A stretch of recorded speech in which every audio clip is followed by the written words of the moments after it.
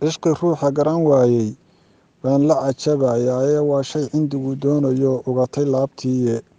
inantaad cadceed soo baxdiyo carabta moodaysay inantii tallaaba cutiyaay calafkuu ii diiday inantan calmaday ee wakhtigu iga ceshiimeeyey inantan cuntada aawadeed ceeshka liqi waayey inantii carriga naag la mida curubtu soo weyday cambihii bislaadaye inaan cuno la ii diiday sidii meel cabsiduu taal middan cawda la diwaayey cilbi feleega inantan u dhigay cidhifyadii faalka inantii indhuhu caashaqeen sidii cagaar doog leh calwi qurux leh iyo shal haweenkugu cisayn waaye go-a ciida laga dhowriyo cawrigay dilaye caafimaadka laygama kahayn mana cibaaroonee catada waxaa igu wacan canab la moodiye nin jacayl cuskaday